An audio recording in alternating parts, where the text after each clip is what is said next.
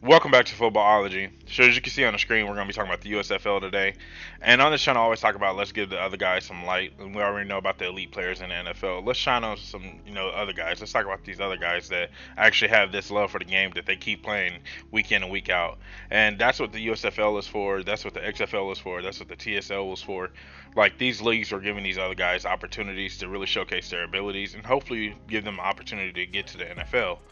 But this was really interesting. It was really kind of exciting to see. I was checking for guys that I've talked about on this channel in the past. There was a handful of guys on a lot of teams that I was really excited for. That I was just like, hey, I gotta watch for. My boy Todd Haley was one of the head coaches, the Tampa Bay Bandits. I'm automatically a Bandit fan just because of Todd Haley. I love Todd Haley. I think he's a really good head coach. And so I was just excited just on those alone. Like all those reasons alone got me geeked up. But this is this throw, no shades to anybody in this league, zero shade at all. I think as an NFL fan, as a true NFL fan, and even if you're just like a kind of a casual fan of the NFL, we take for granted the most routine stuff that's happening in the NFL. And watching this league shows us that. Now, granted, this was their first week together playing some live action. They just been practicing for like the last, I think, month and a half or so since their draft. And so they didn't really have a chance to really kind of hone in on the little minute things, the little details of the game. But I think as an NFL fan, we kind of take those things for granted. The snap to, the center to quarterback exchange. We take that for granted. That's just so routine to us. So we take field goals for granted. That's just you're an NFL kicker. That's routine. You're supposed to be able to make that.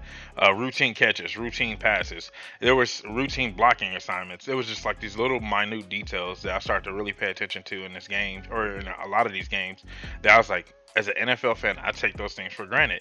Like these quarterbacks are missing throws that I'm like, how did you miss that? I'm like, but it just seems like a normal thing, but it's not. And like I said, there's no shade against these guys. For them to have that kind of love for the game and to still go out and play at this level and not be at the NFL and play at a really high level at that, I commend you a lot. Trust me, a lot. It takes a lot of love and a different kind of level of passion to still play this game not at the level that you want to be at. So, but other than that, that's all I really had to say about this. I just really kind of want to shine some light on the USFL. Now, I want to get into my players of the week, my offense and defensive players of the week. Now, offensively, Randy Satterfield, I think that's how you would say his name. Never heard of this guy before. He ended up catching the very first touchdown in USFL, and it was really good. It was a really cool touchdown. Once again, it was one of those routine plays where I would show the play, but I don't want to get any copyright issues. But it was one of those things where the quarterback just kind of threw it late, and he got his guy killed. You know what? We're gonna. I gotta share this with you guys. I got to. We gotta watch this together. It's man to man, I think. Man to man, That's they did perfect. both times. Play fake. Perez in the end zone, open and touchdown. So you can see right there. Like, granted, the play was rolling right, and the quarterback still found him coming across the middle. But I don't know if the quarterback felt the corner sitting there, and got his guy hurt. Like, he got the wind knocked out of his guy. The dude was down for about a solid minute.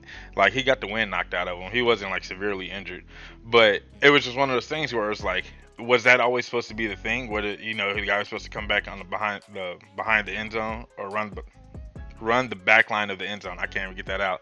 And you were supposed to find him there. I don't know. Like, we don't know what was supposed to happen on that play, but I just know for a fact that was something that I was like, dude, he's seen him so late. He got his guy killed.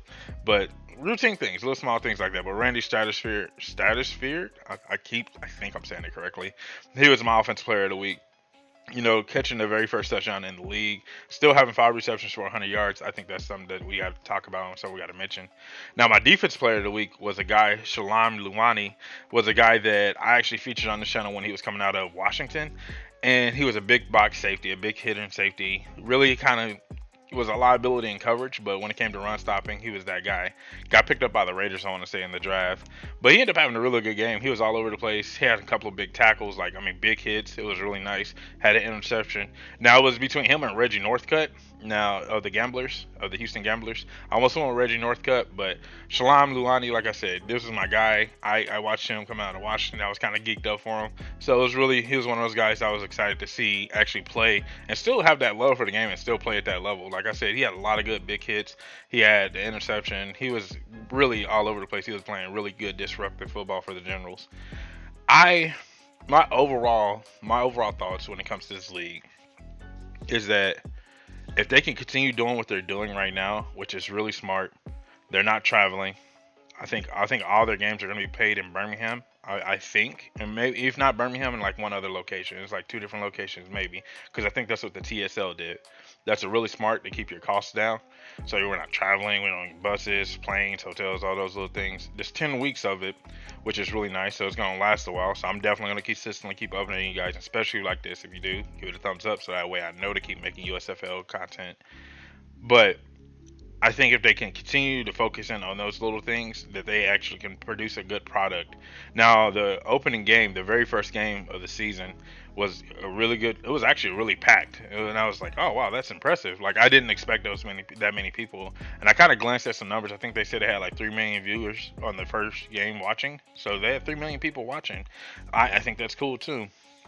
Something I would like for them to do moving forward, and I'm not sure if this is a thing or not.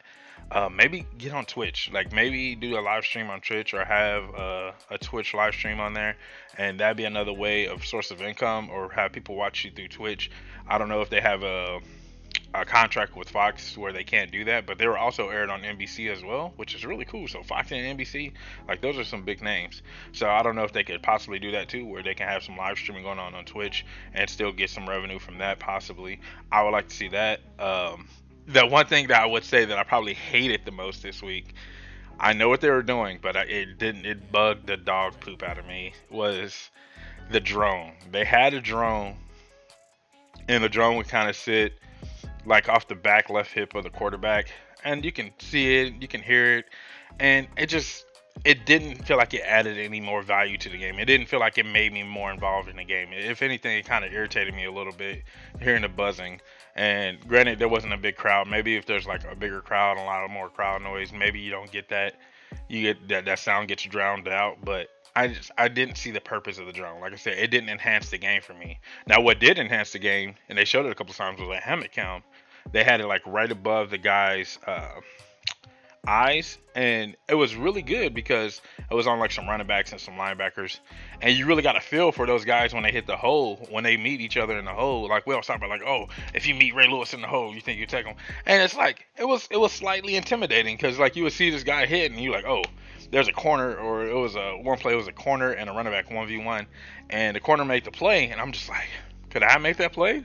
Or like, running back coming downhill on me, am I gonna be a punk and chicken out? So it kind of that enhanced the game for me, but the drone did not. So the helmet cams, yes, I think they got cap cams on the refs as well. That's a go for sure.